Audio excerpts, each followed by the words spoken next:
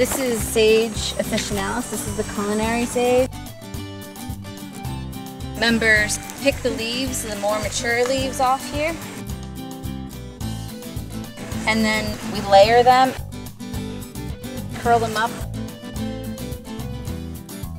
bundle them. You have to tie them to squeeze the moisture out of the leaf.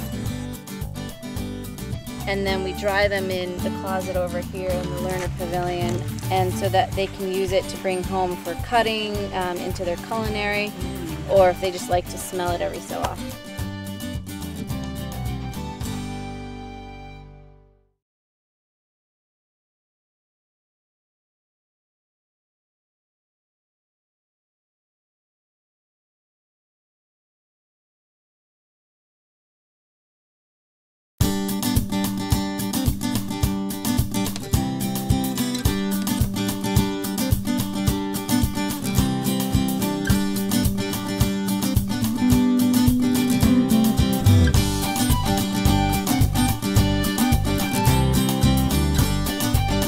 You know Harry Lauder?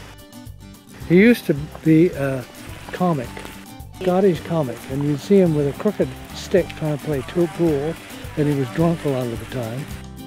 And that's named after him because of all the contortions of the limbs.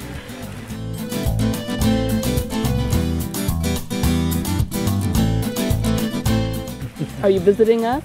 We live in Massachusetts. Why are you so smart? I got lucky. I have a good mother and father.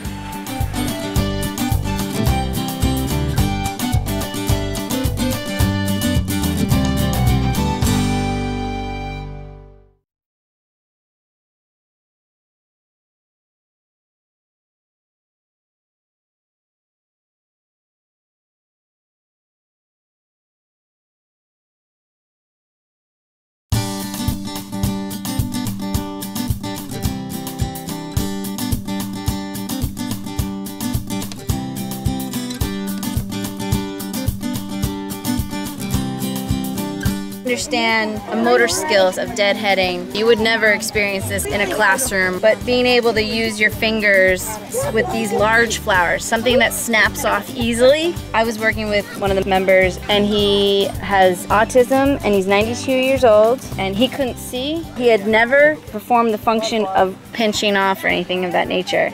At the time we were doing this, we had many of the blossoms that had passed. What we would do is we would repeat, feeling the top of the flower, and if it was as wide as your palm, it was a good flower, not to snap it. If it was something that was narrow like this, but that the squeeze, the tightness of it was stiff, that was also not a good flower to touch. But if there was one that was very limp and mushy, that's the one to snap off. It wasn't a situation where I could say that once or twice. I repeated it, and when he was able to experience that for himself the first time, he was elated. It doesn't matter what age, you could be 92 or 2. I think the fact that you're doing this on your own is the important aspect of it.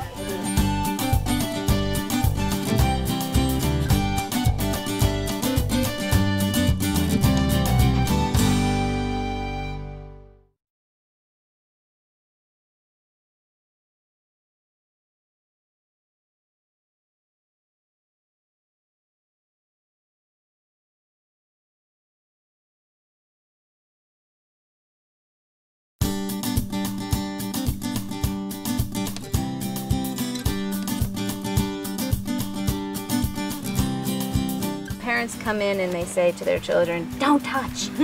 I come in, I say, "Touch." Break all the rules, it's okay. The boys absolutely adore this garden. They come every time. Really want them to understand the connectivity of nature and the value of growing your own food and nurturing aspect. So part of that is definitely touching it. My job today is to harvest, and at the moment I am harvesting lettuce. And experience some reflexology here. Close your eyes. You feel all this rock, you hear the fountain. On a hot day, this is the best feature you could have.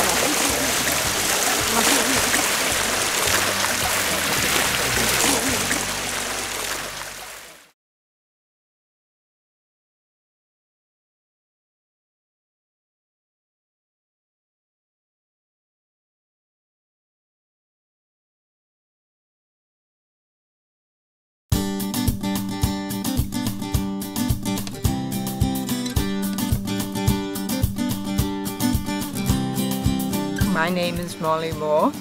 I am totally blind. I lost my sight overnight. But it doesn't matter if you're blind or with any other disability, you can still garden. On the actual garden pot, the garden container, the planter, there are the two same textures side by side. Oh, okay? The garden container is gridded off, so you'll feel inside, you'll feel the string. Yeah. Okay? So find a pot in front of you that has the Velcro. So you're handling the calendula. I love doing this. Oh, Molly doesn't need gloves. She goes right into it. That's perfect.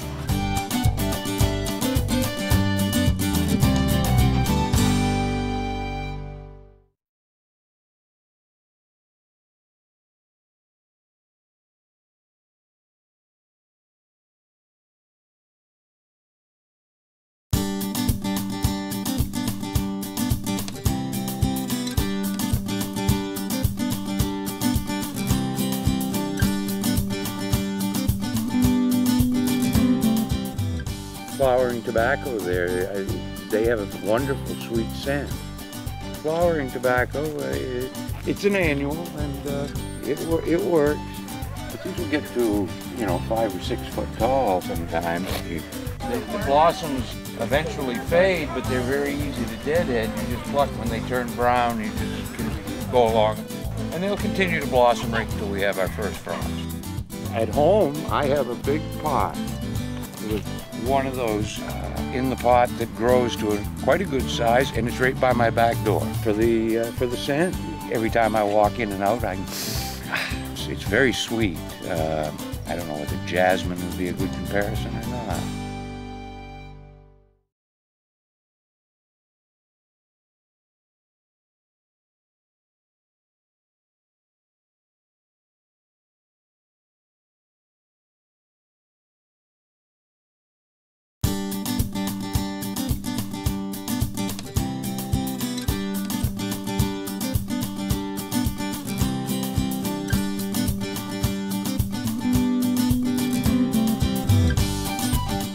This is the male, this is the female. Interesting. Yep.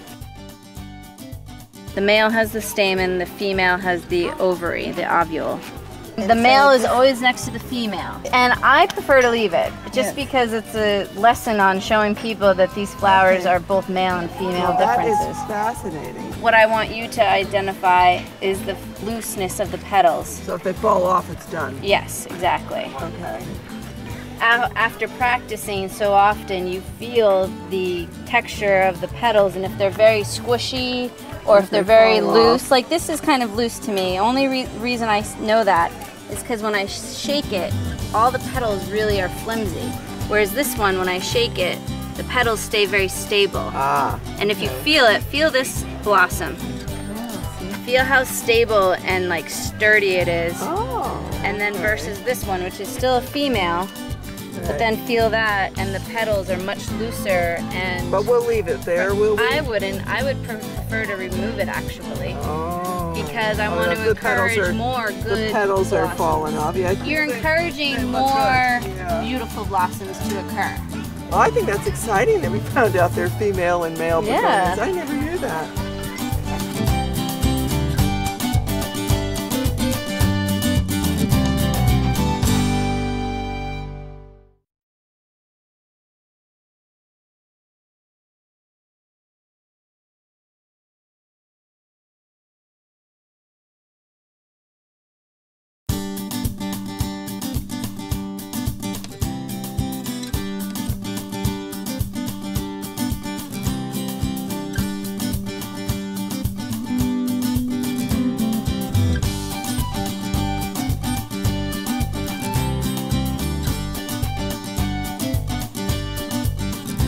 It's better just to feel in this case than actually see. You want to reach in deep. Yeah.